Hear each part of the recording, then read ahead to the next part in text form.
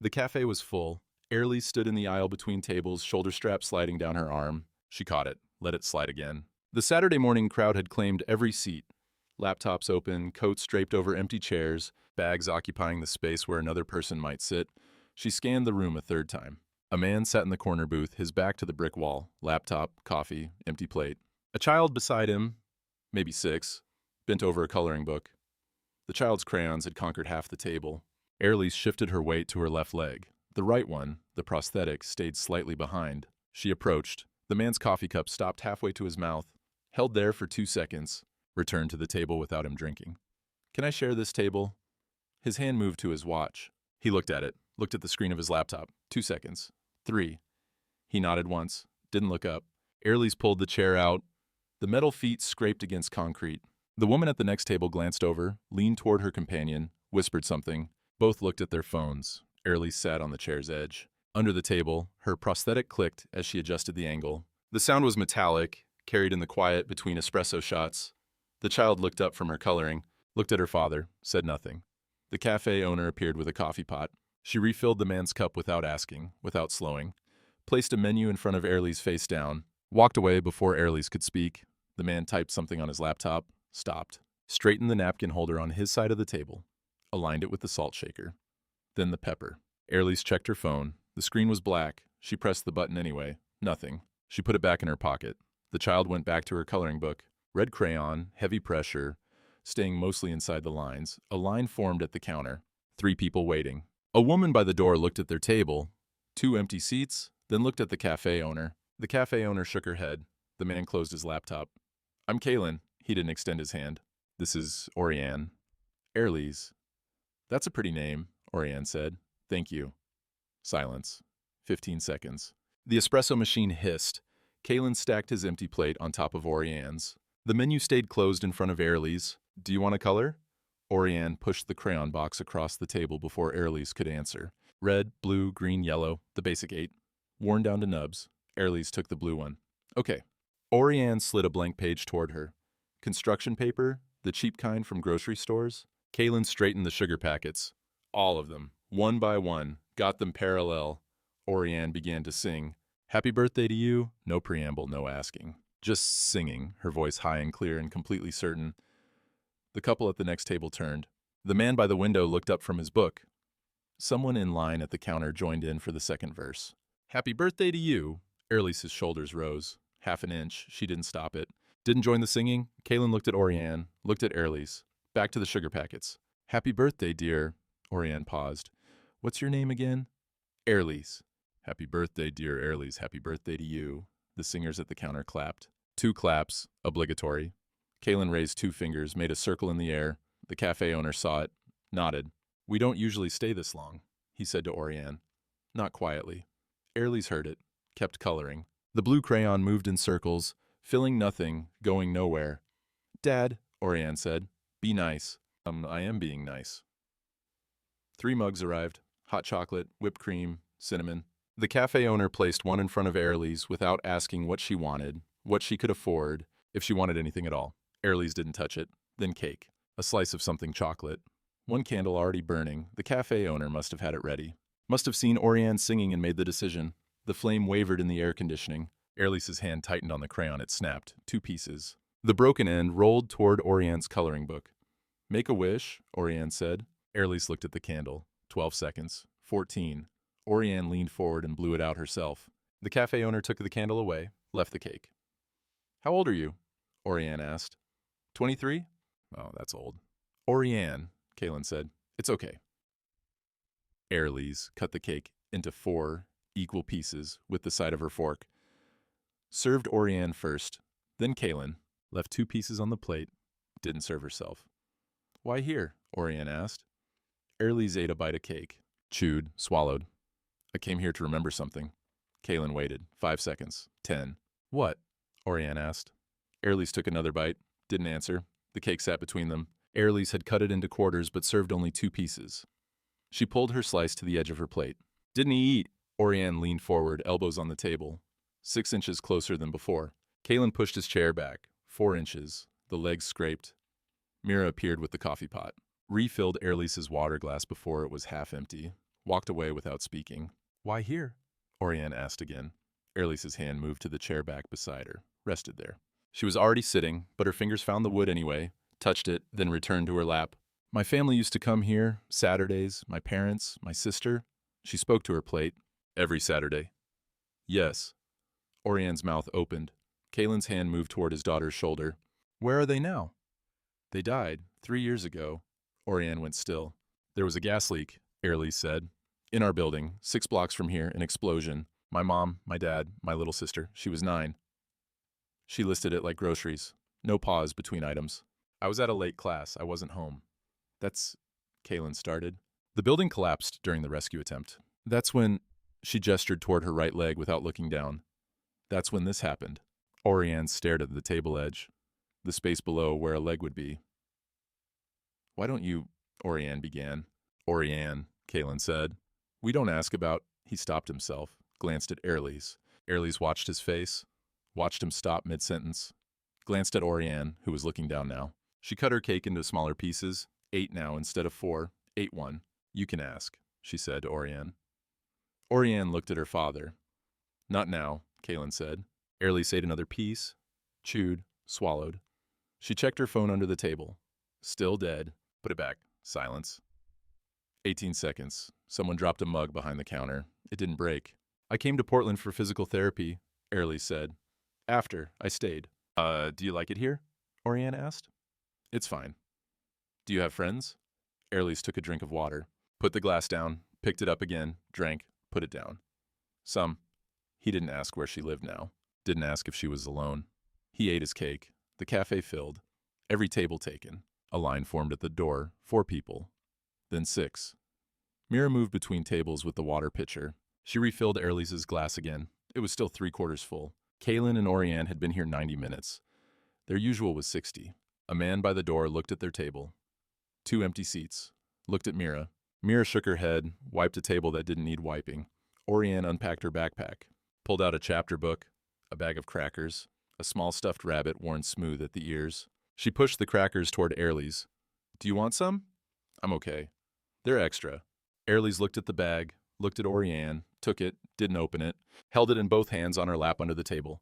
Kaylin stacked their plates, moved them to the edge. Do you have somewhere to be? He asked. 8 seconds passed. Not really. Kaylin picked up his coffee, put it down without drinking. The liquid had gone cold 20 minutes ago. Oriane opened her book, found her page, placed the stuffed rabbit on the table between her and Airlise, positioned it to face Airlise. That's Clementine, Oriane said. She likes you. The rabbit, its black button eyes, the threadbare patch on its stomach. She's nice, Airlise said. Oriane returned to her book, read, turned a page, read. The silence changed shape, no longer waiting for conversation, just existing.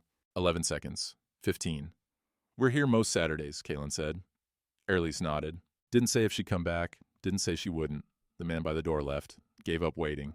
The couple behind him stayed. Mira brought the check, placed it near Kaylin without asking who was paying. Kaylin looked at it, pulled out his wallet, left cash. More than the amount, not enough to be showy. I should go, Airlise said. She stood. The crackers slipped from her lap, hit the floor. She bent to pick them up, her prosthetic locked at an angle. She had to shift her weight, reach differently. Oriane climbed under the table, retrieved the crackers, handed them up.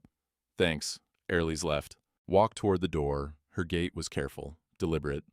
The prosthetic clicked once, twice, a rhythm slightly off from natural. Kaylin watched her through the window, watched her cross the street, watched her wait at the corner even though no cars were coming, watched until she turned and disappeared behind the brick building. Oriane packed her backpack, put Clementine away last. Why is she sad? Oriane asked. Kaylin counted out another $1, added it to the tip. I don't know. They left 12 minutes later. The cafe owner cleared their table immediately, reset it for the couple who'd been waiting. The cake slice Airlise had cut into 8 pieces sat on her plate. She'd eaten 2. Mira wrapped it, put it in the refrigerator, behind the counter, no name on it. Just a plate with 6 pieces of chocolate cake. The next Saturday, Airlise arrived at 10:15. Kaylin and Oriane were already at the corner table. Same seats, laptop closed, pushed to the side. Airlise stopped 3 steps from the table, didn't scan for other options, didn't ask. Kaylin pulled the empty chair out, 2 inches. She sat. I made this for you, Oriane said. No greeting, no, you came back. Just a drawing, slid across the table. 3 stick figures, red dresses on 2, blue shirt on 1. The figure on the left had a line for one leg, a rectangle for the other, hearts floating above all 3 heads. Airlie's folded it. Exact thirds, creased the edges with her thumbnail. Put it in her bag. Didn't comment on the content. Mira appeared. 3 mugs of hot chocolate on her tray. Placed them without asking, without speaking, walked away. The woman at the table by the window, the same one who'd whispered last week, glanced over, looked away quickly, said something to her companion. Airlie's wrapped both hands around her mug. Didn't drink. "How was your week?" Kaylin asked. "Fine." Orianne opened her coloring book, pushed a green crayon toward Airlie's. Airlie's took it, drew 3 circles on the edge of Orianne's paper, small, precise. Stopped. The couple by the window left. The woman looked back once at their table. Mira seated new customers there immediately, a man with a laptop, a woman with a book. They didn't look over. "Do you work on Saturdays?" Orianne asked. "No, I work nights." "Every night?" "Most nights." Kaylin straightened the napkin holder, didn't look at either of them. "What do you do?" Orianne asked. "Call center." "What's that?"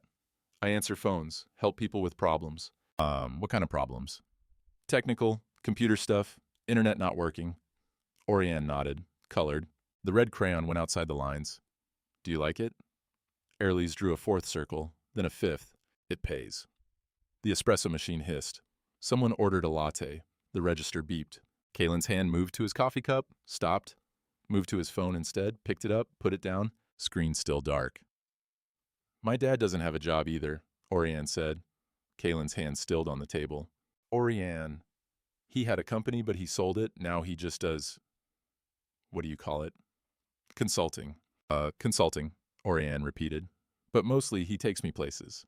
Airlie's looked at Kaylin. First direct eye contact since she'd sat down. He met it. Didn't explain. Didn't correct his daughter's oversimplification. "That's nice," Airlie said. 14 seconds passed. No one spoke. Mira refilled Kaylin's coffee. Didn't ask if he wanted more. Didn't refill Airlie's water, even though the glass was nearly empty. 30 minutes passed. Orianne worked through 3 coloring pages. Kaylin checked his email, closed it, opened it again, closed it. Airlie's finished her hot chocolate. The whipped cream had melted 20 minutes ago. "Why don't you sit with us every day?" Orianne asked. "I work nights. I sleep days." "Except Saturdays." "Except Saturdays." Orianne turned the page in her coloring book, started a new picture, a house, a tree, 3 people in front of the house. "Do you have a house?" Orianne asked. "An apartment." "Is it big?" "No." "Do you live alone?" Airlie's drew another circle. 6th one now. All empty. No shading. Yes, they stayed. An hour became 90 minutes. Mira brought pastries no one ordered, placed them in the center of the table. Kaylin didn't reach for his wallet. Mira didn't leave a bill. The man with the laptop by the window kept glancing at their table, at the 3 of them, at the pastries, at Mira moving between tables but always returning to theirs. Airlie's broke off a corner of a croissant, ate it, put the rest back on the communal plate. "I have to use the bathroom," Orianne announced. "Okay," Kaylin said. "Come with me. You're 6. You can go by yourself. Please." Kaylin looked at Airlie's, some question in his face she couldn't read. "We'll be right back," he said. They left. Orianne pulled him by the hand toward the restroom hallway at the back. Airlie's sat alone at the table, the drawing Orianne had made, folded in her bag, the half-eaten pastries. 3 mugs, all empty now. She stood, pulled her coat from the chair back, folded it over her arm, picked up her bag, walked to the door. Mira was at the register, saw her leaving, didn't call out, didn't ask if something was wrong. Airlie's pushed the door open. The cold air outside was sharp after the cafe's warmth. She walked, didn't wait at the corner this time. Crossed against the light. A car honked. She kept walking. 3 blocks, 4. Her right leg clicked with each step. The rhythm steady, mechanical, nothing like the organic swing of her left. She stopped at a bus shelter, sat on the metal bench, even though no bus was due, took out her phone, still dead, had been dead for 3 days now, put it back, took out the drawing, unfolded it, looked at the 3 figures with hearts above their heads, the one with a line for a leg and a rectangle for the prosthetic. The careful way Orianne had drawn the hearts, not floating randomly, but positioned deliberately above each head, refolded it, put it away. Kaylin and Orianne returned to the table 8 minutes after leaving. The bathroom trip had taken 2 minutes. They'd stood in the hallway for 6, Orianne asking if they could get Airlie's a present, Kaylin saying maybe, Orianne asking what kind, Kaylin saying he didn't know. Their table was empty. 2 mugs, 1 plate with pastry remains.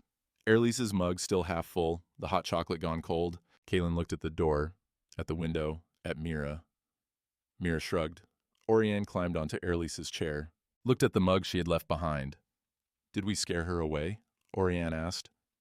Kaylin collected their things, packed Oriane's coloring book, crayons, the stuffed rabbit. I don't know. They left. Kaylin put $20 on the table. Mira came over after they'd gone, cleared the mugs, wiped the table, found a green crayon under Airlease's chair, set it on the counter by the register. Outside, Kaylin and Oriane walked to their car. Kaylin opened the back door for his daughter, closed it, stood with his hand on the roof for 15 seconds before getting in, started the engine, didn't drive. Are we coming back next Saturday? Oriane asked from the back seat. Kaylin looked at the cafe through the windshield. The corner table was visible through the window. A new couple was already sitting there. Yes. He pulled out into traffic. 3 blocks away, Airlease was still sitting at the bus shelter.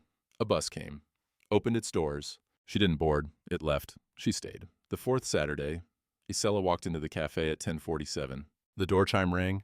Mira looked up from the register. Her hand stopped mid-motion, suspended above the keys. Isela scanned the room, found them, walked directly to the corner table.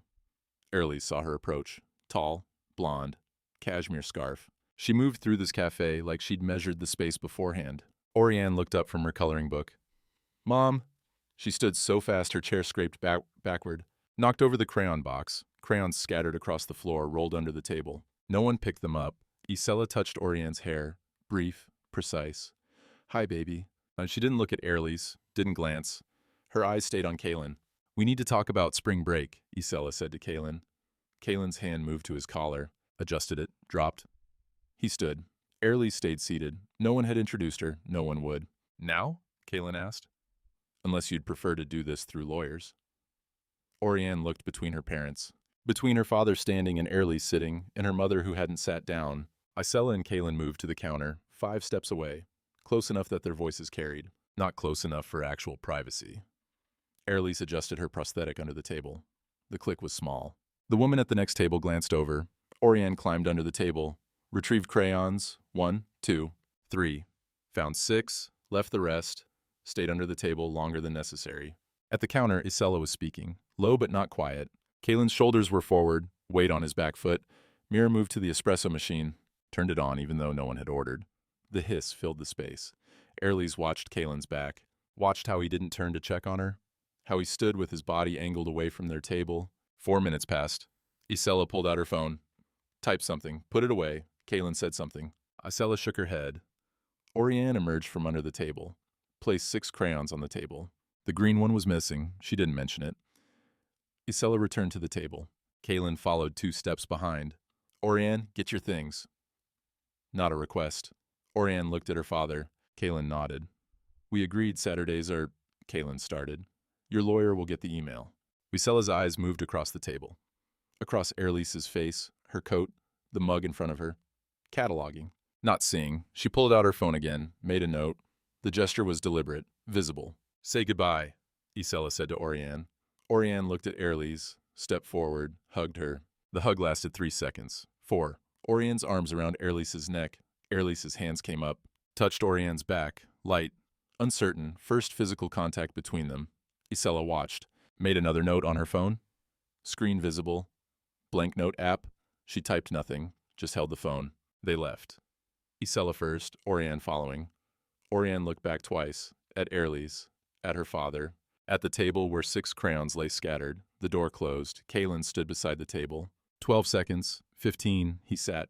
I should, Airlease said. Say please. She stayed. Kaylin put his face in his hands.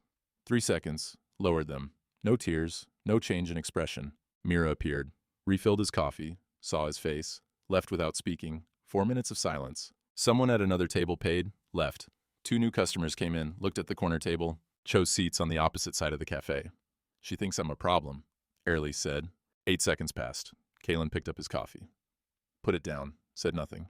They stayed another 20 minutes. Kaylin checked his phone, put it face down on the table, checked it again.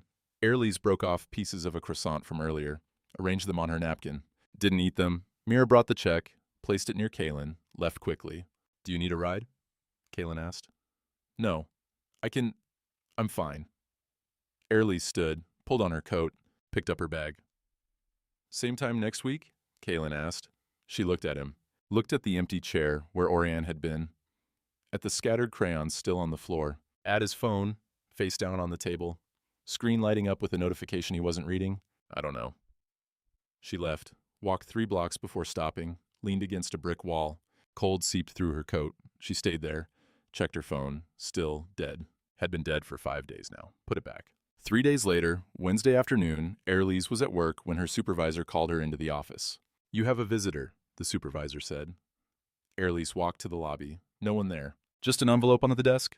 Certified mail, her name on it, return address, a law firm. She opened it standing there. Legal letterhead, dense paragraphs. Language that took 3 readings to parse.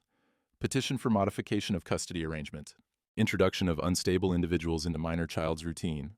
Individual with lower limb amputation and limited documented employment history. Wikio. No family connections or support structure. Poses risk to minor child's emotional stability.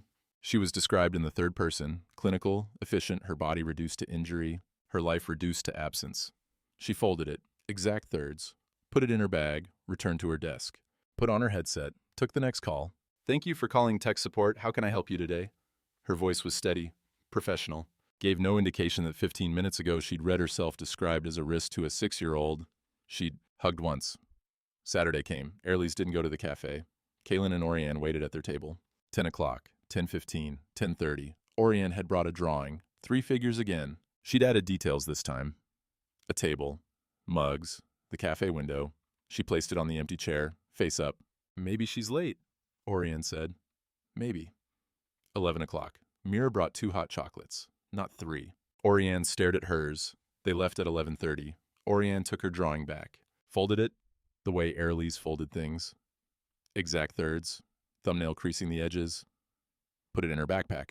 Mira found the green crayon under the table that afternoon. Set it next to the first one behind the register. 2 green crayons, same brand, same length, waiting. The 5th Saturday, Kaylin's text came at 9:30 a.m. Oriane wants you to see her room. "Can you come to the house?" 3 p.m. Hailey's read it 3 times. Typed yes, deleted it, typed okay. Sent that. She arrived at 2:58. Rideshare dropped her at the curb. Large house, not showy. The kind of wealth that showed in square footage, not ornament. She stood on the porch. 8 seconds. Pressed the bell. Oriane opened the door before the chime finished. "You came!" She grabbed Hailey's hand, pulled her inside before Hailey could respond. The foyer was 2 stories. Chandelier, hardwood, space that swallowed sound. Hailey kept her coat on. "My room is upstairs," Oriane said. They climbed. Hailey didn't touch the handrail. Her prosthetic clicked on each step. The rhythm echoed. Oriane's room. Pink walls, organized shelves, toys that looked displayed rather than played with. Drawings covered one wall, 12 pictures. 4 included a figure with 1 regular leg and 1 rectangular leg. Hailey stood in the doorway. Didn't enter fully. "This is Clementine's bed," Oriane said, pointing to a small basket. "And this is where I keep my rocks." "And this?" "It's nice," Hailey said. They went back downstairs. Kaylin was in the kitchen, cutting vegetables, chicken in a pan. "You're early," he said. Traffic was light. The table was set. 3 plates, 3 glasses, cloth napkins folded into triangles. Someone had spent time on this. Wine glass at Kaylin's place, water at the others. Hailey took off her coat, draped it over a chair back. Her hands were empty. No bag, no bottle, no flowers. Kaylin glanced at her empty hands, returned to chopping. "Can I help?" Hailey asked. "It's almost done." She sat. Oriane sat beside her, took out crayons and paper from a drawer in the sideboard. Started drawing without asking. Dinner was ready 12 minutes later. Kaylin served. Chicken, roasted vegetables, rice. Simple, competent. They ate. Oriane filled silences with school stories. A boy who brought a lizard. A substitute teacher who couldn't spell February. A math test she got perfect. Kaylin and Hailey spoke to Oriane, not to each other. "This is good," Hailey said. "Thanks." Oriane finished first, asked to be excused, went to the living room, turned on the TV. Kaylin and Hailey sat with half-empty plates. "She really wanted you here," Kaylin said. "I can tell. And the thing with Isella, you don't have to." "I do." He put his fork down, aligned it with his knife. "The petition. It's not, I'm fighting it." Hailey ate a piece of chicken, chewed, swallowed. "Okay. As my lawyer says, it won't go anywhere. She's just..." He stopped, picked up his water glass, put it down without drinking. "She's making a point." "What point?" "That she can." 17 seconds passed. The TV murmured from the other room, cartoon voices. I should go, Hailey said. We haven't had dessert. I have an early shift tomorrow. Kaylin looked at her. You said Wednesday was your day off. She looked at her plate. I picked up extra hours. Hailey's. The doorbell rang. Kaylin stood, walked to the door, opened it. No one there. Just an envelope wedged in the doorframe. Certified mail receipt attached. He pulled it out, looked at the return address, brought it inside, opened it while standing in the foyer. Legal letterhead. He read. His face didn't change. Hailey's could see it from the kitchen, could see the dense paragraphs, the formatting she'd seen before. She stood. I should go. You don't have to. Yes, I do. She pulled on her coat, picked up her phone to call a ride. Orianne appeared from the living room. Where are you going? Home. But you just got here. I know. Are you coming back? Hailey's looked at Kaylin. He was still holding the document, still standing in the foyer. I don't know. Kaylin drove her. She'd said she'd take a rideshare. He'd said no, that was stupid. He'd drive her. They didn't speak for the first 8 minutes. At a red light, he said, It's a modified petition. They want supervised visits only. Hailey's watched the traffic light. Red, still red. They're claiming I'm introducing risk factors into her environment. Green. He didn't drive. Someone behind them honked. He pulled forward. You're the risk factor, he said. That's what they're saying. I know. It's not true. It doesn't matter if it's true. He turned left. Her apartment was 3 blocks away. It matters, he said. Does it? He pulled up outside her building, engine still running. Stay away, Hailey said. What? From me. It's easier if you just... No. Kaylin. I'm not doing that. She opened the door. Got out. Closed it. He rolled down the window. Same time next week, he called. She was already walking toward the entrance. Didn't turn around. Didn't answer. He waited. 30 seconds. 40. She went inside. The door closed.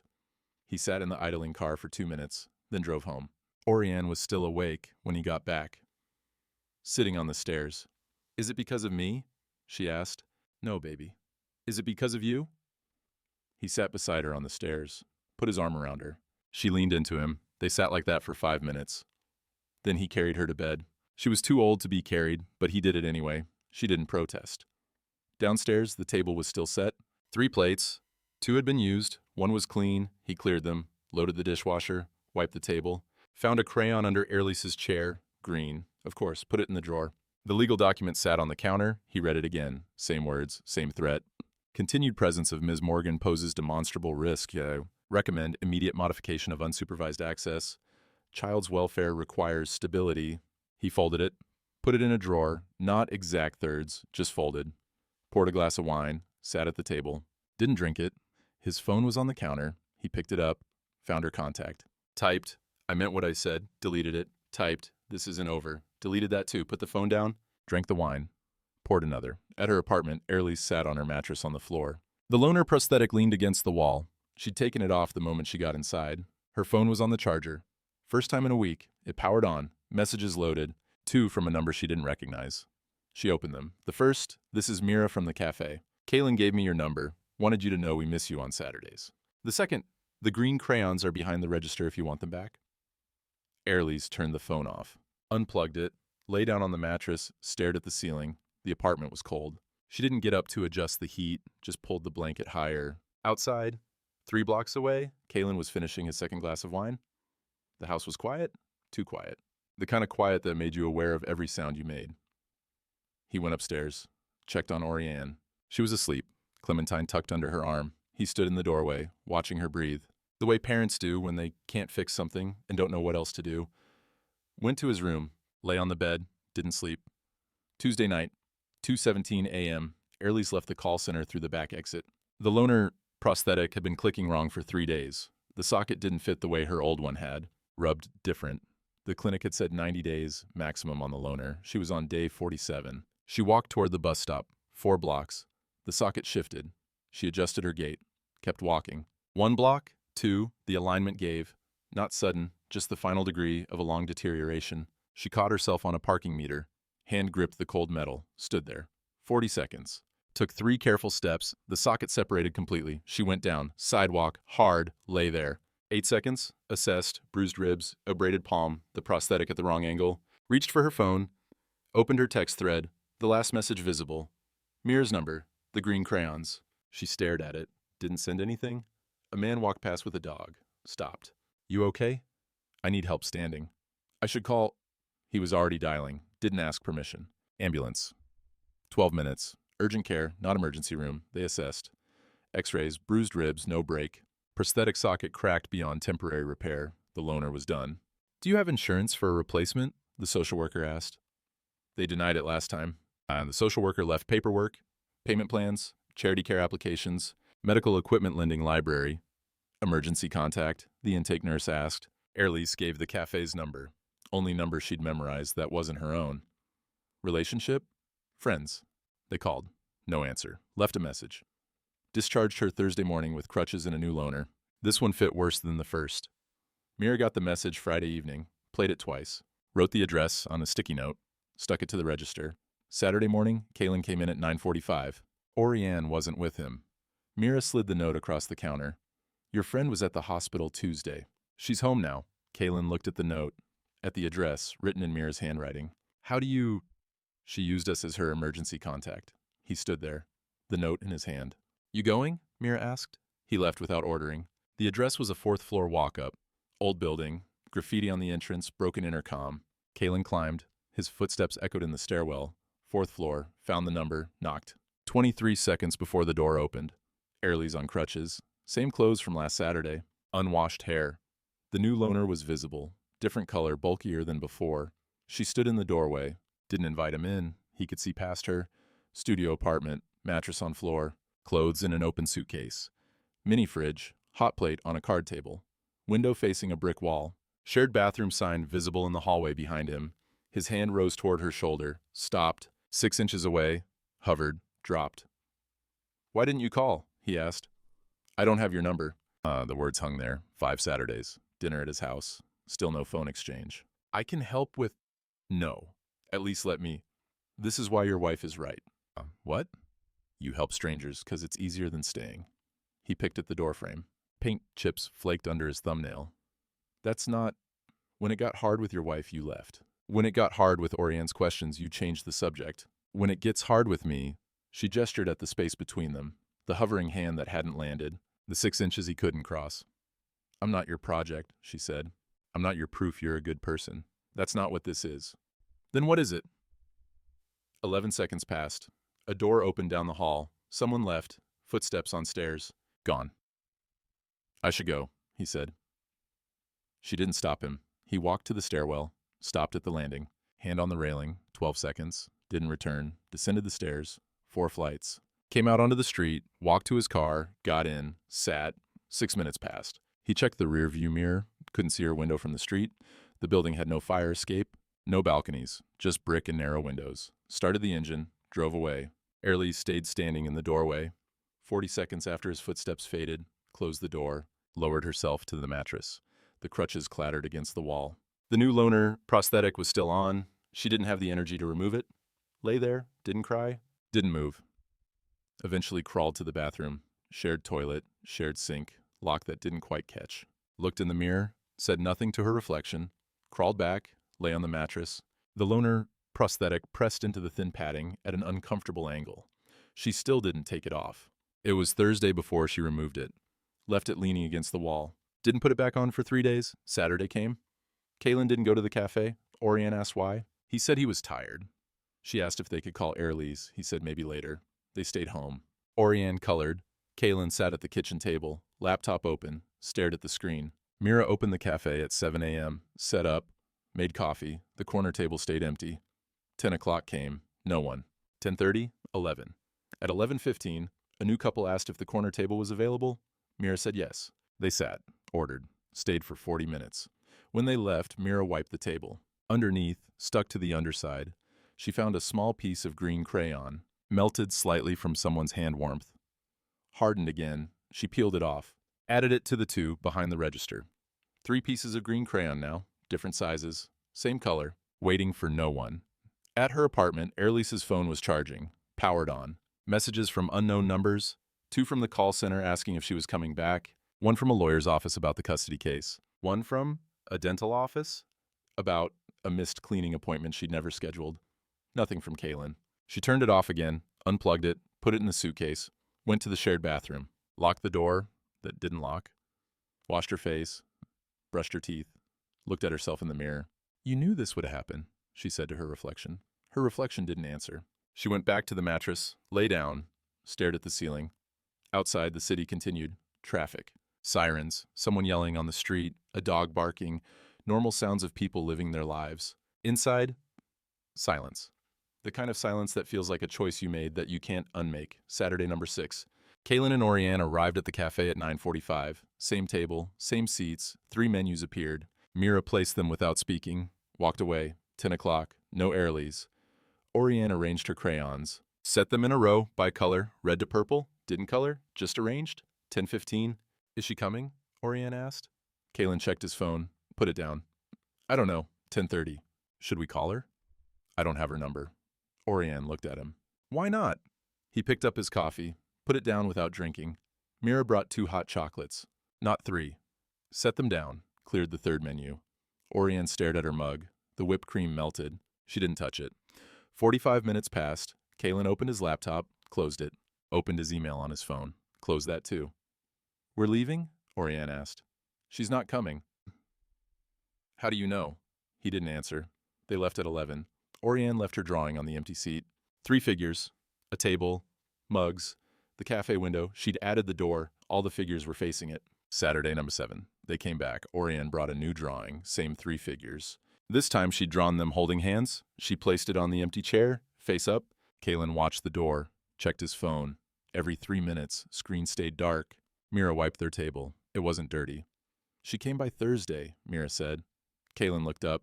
She closed her tab, Mira continued, paid it. Said she got connected with the prosthetic lending program at the hospital. Loaner works now. And she gave 2 weeks' notice at the call center. She's leaving? Didn't say. But she paid her tab forward. For someone else. Mira walked away. Kaylin sat with that information.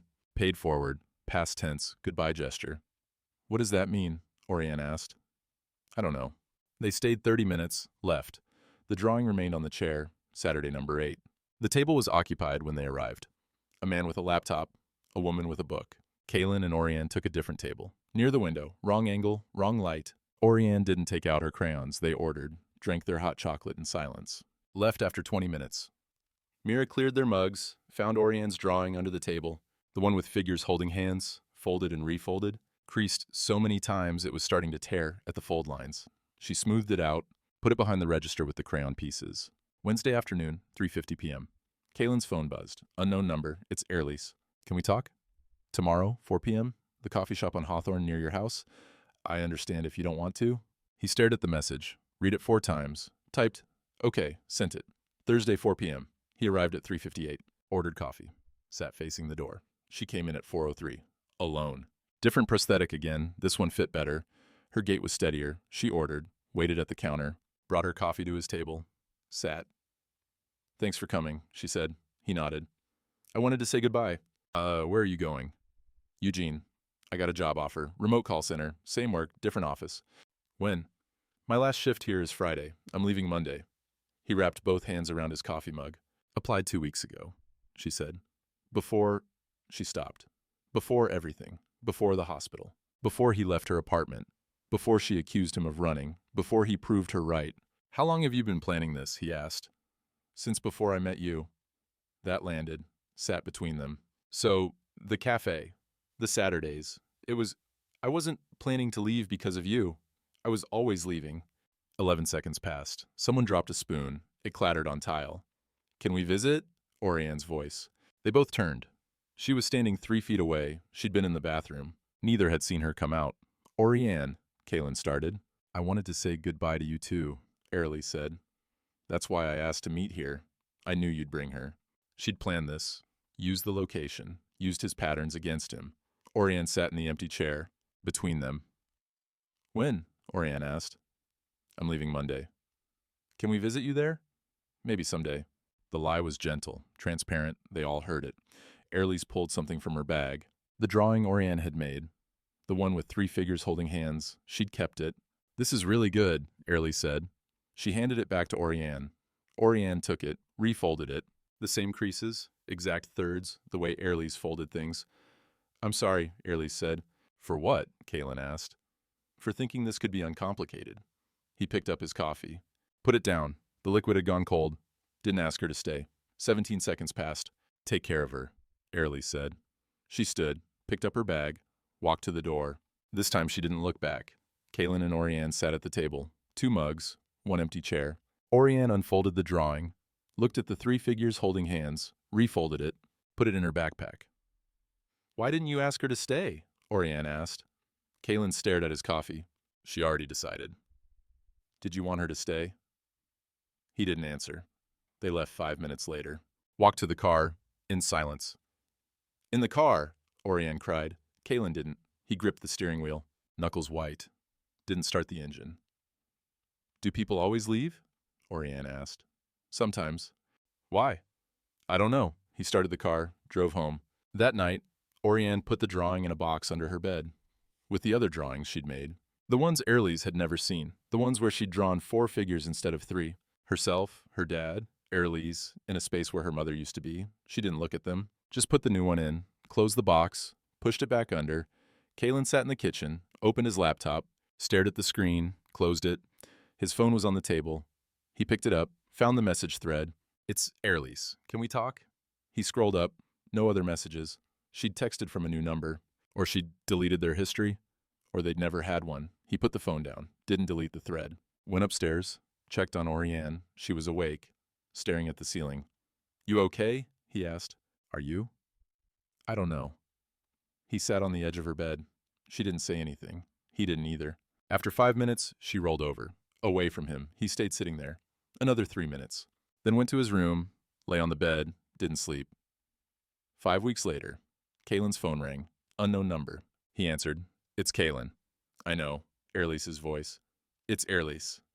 Silence. 7 seconds. Custody thing is over, he said. She dropped it. Okay. 3 weeks ago, lawyer called. Said she withdrew the petition. No explanation. Okay. 11 seconds. Someone outside his window was mowing a lawn. The sound filled the silence. Oriane asks about you, he said. Tell her I'm okay. Are you? I'm working. I have an apartment. Same job. Different building. Cheaper rent. Listing logistics. Not feelings. Same work? Yes. Same depressing script. A sound. Small. Almost a laugh, but not quite. 8 seconds. There's a position, Kaylin said. Tech nonprofit here. Accessibility consulting. I know the director. You're offering me a job? I could make an introduction. That's charity. It's a referral. No, you're asking me to come back for a job referral. I'm asking you to come back. 18 seconds. The mowing stopped. The silence became complete. I can't be your project. That's not, and I can't be responsible for fixing your parenting. Silence. Sharp. The kind that follows a hit, that lands. Sound of him sitting down heavily, chair creaking through the phone. I shouldn't have... She started. No, you're right. That wasn't fair. It was honest.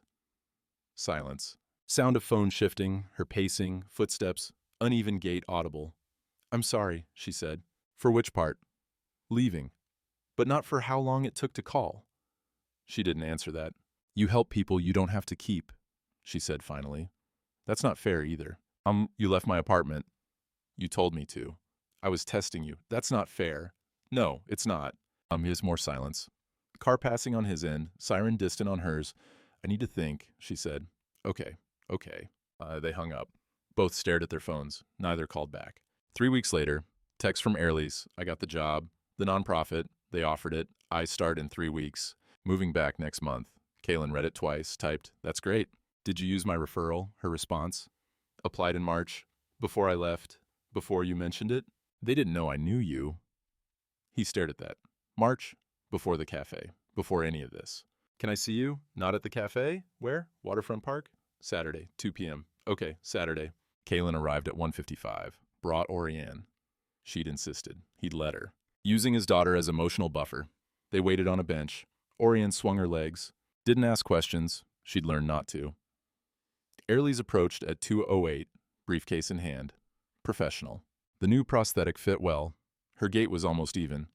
Oriane saw her first. Ran. Hailey's! The hug was immediate. Lasted 11 seconds. Hailey's hands came up. Held Oriane properly this time. Not light. Not uncertain. Are you back? Oriane asked. Not yet, soon. She looked at Kalen over Orian's head. He stood, walked over. I got the job, Hailey said. I heard. Without your help? I know. They called me, not you. They didn't use you as a reference. Good. She adjusted her briefcase strap. Readjusted. Adjusted again. I start in 3 weeks. I'm moving back next month. To Portland? Yes. Will you come to our table? Orian asked. Hailey's looked at Kalen. That depends. On what? If I'm a guest or a regular. What's the difference? Guests eventually leave.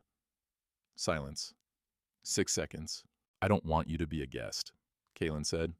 Then what do you want? I want, he stopped, started again. I want you to stay. He wants you to stay forever, Orian said. It's obvious. Both adults looked at the child. Out of mouths of babes, Hailey said. She's not wrong, Kalen said.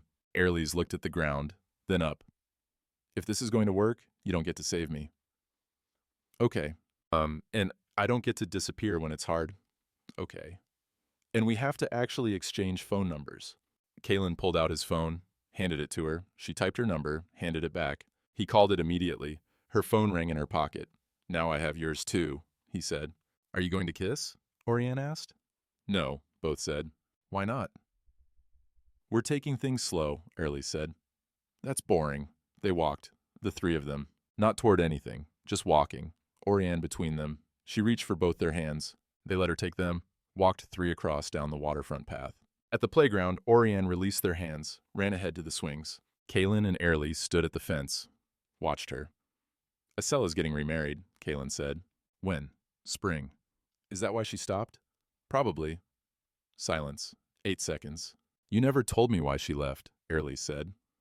Kalen stopped, turned to face her. She said, I was better at loving people I didn't have to live with. Hailey took that in. 10 seconds. Was she right? I don't know yet. Silence.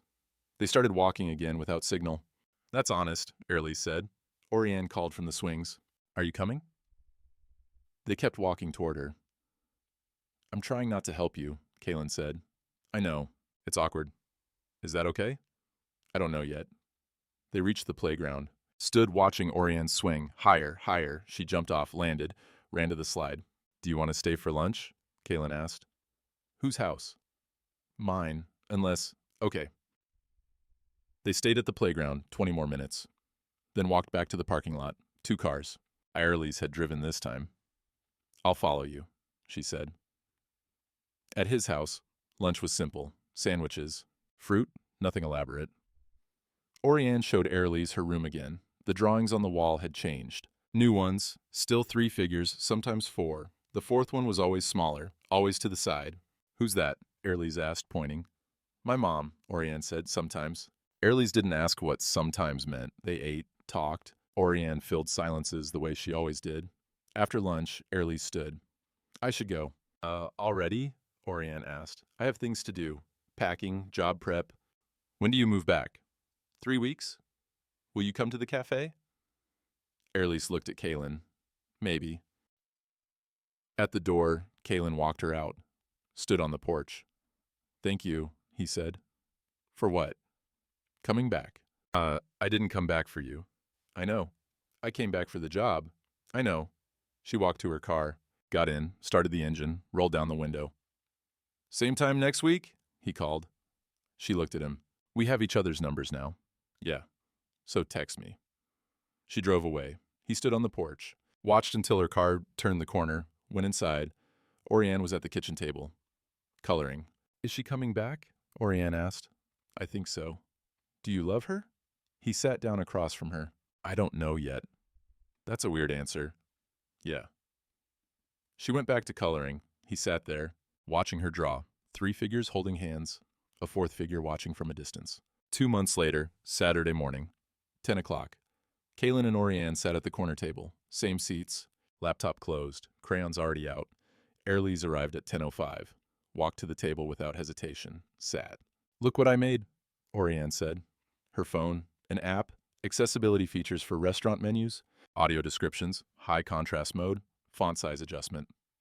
I used your notes, Orian said, from when you said the cafe menu was hard to read on phones. Hailey took the phone, tested the app, Scrolled, adjusted settings, handed it back. Change the button placement. Top right is harder for one-handed use. Okay. Professional feedback, not praise. Oriane nodded, made a note. Mirror appeared, 3 hot chocolates, set them down, no words exchanged, walked away.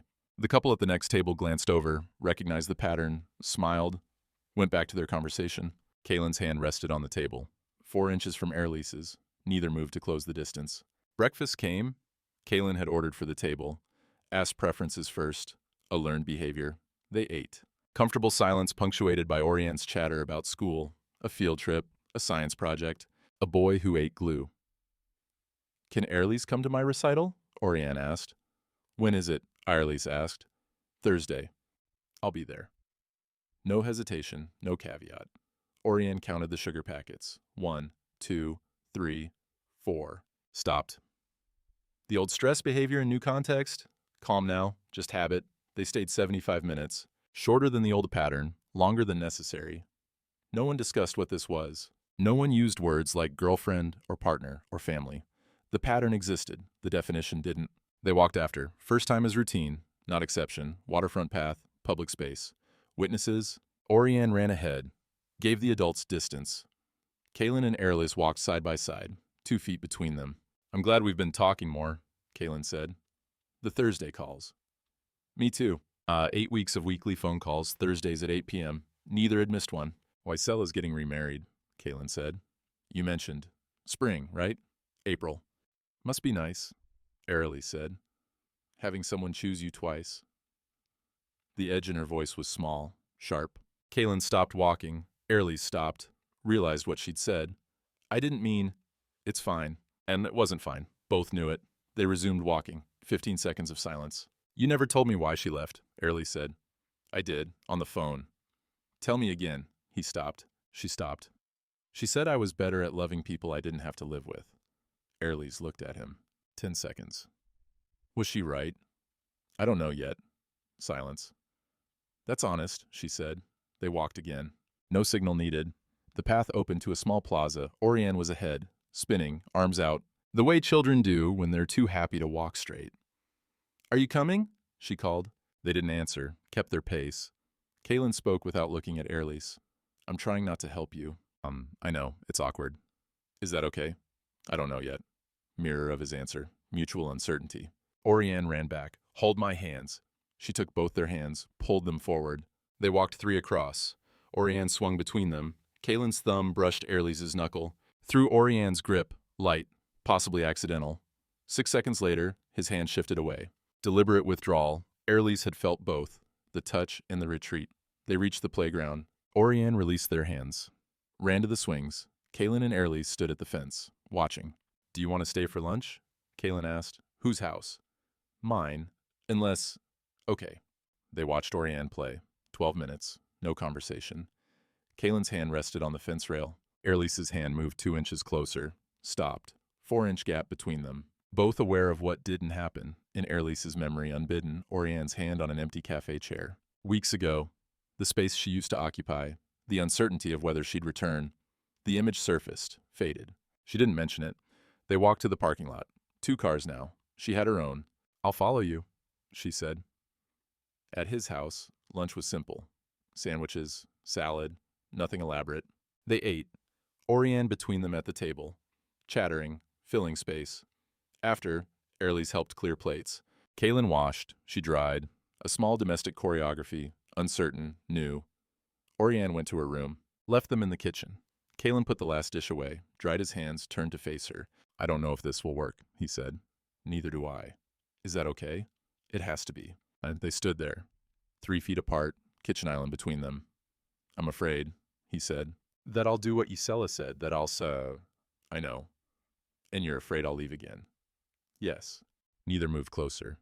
We could stop now, he said, but before it gets harder. We could. Silence. 14 seconds.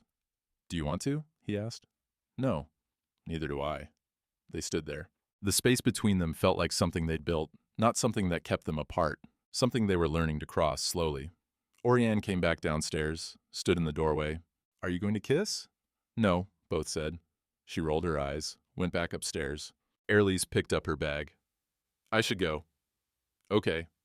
At the door, he walked her out. Thursday? He asked. 8 o'clock. I'll call. I know. She drove away. He stood on the porch, watched until her car disappeared, went inside. The house was quiet. He sat at the kitchen table. The 3 plates were in the dish rack, drying. He picked up his phone, looked at her contact. Put the phone down. Didn't text, didn't call. They'd agreed on Thursday. Upstairs, Orianne was drawing. 3 figures, holding hands. The lines were steadier now, more confident. But the figures still had space between them.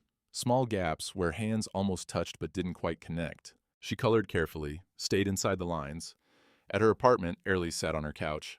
The good one now. Not a mattress on the floor, 1 bedroom, her own bathroom. The new job paid better. Her phone was on the coffee table. She looked at it, looked away. Thursday was 4 days away. They'd wait. They'd agreed. She got up, made tea, sat with it, didn't drink, thought about his hand moving away, about the 4 inches at the fence, about how neither of them had tried to close it, about whether that was fear or wisdom. Outside, the city continued. Cars, people, life moving forward in all the ways life does. Inside, in 2 different homes 3 miles apart, 2 people sat with their phones, didn't call. Waited for Thursday.